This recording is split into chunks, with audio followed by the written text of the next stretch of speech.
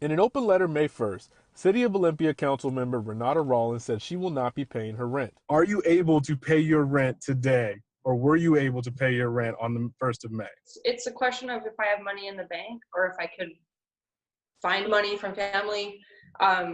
Yeah, I have the money in the bank. Rollins is still being paid as a council member, but wrote in her letter the decision to not pay is part of a larger conversation of rent forgiveness on a national level. We cannot afford as a community to come out of this pandemic with more people on the streets, and certainly not with more debt. My initial letter wasn't a personal thing. Rollins' landlord, Zach Castoros, publicly posted a response to her letter this week.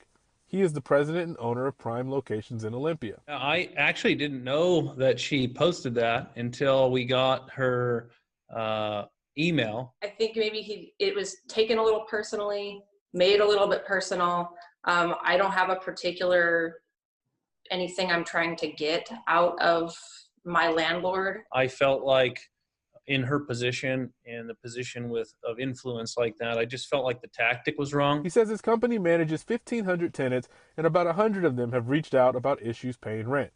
He says her letter encouraging others to not pay could do more harm than good. If and when the eviction moratorium is lifted and the ban is lifted, if she's got, let's say, 100 people to not pay their rent, that could be a real problem for 100 people. And that was really the thing I took the most issue with. He thinks the pandemic has amplified what he says is a myth of long-standing rift between landlords and their tenants. And I felt like what she was insinuating in her sort of call to arms, as I read it and interpreted it, was trying to paint a picture that doesn't actually really exist for the vast majority of people. And it incites conflict that isn't necessary. He also addressed some of the comments about the tone of his letter. You feel that your letter was too personally attacking or like too personal towards her in any way? I'm comfortable with the message, and I think that I conveyed what I wanted to.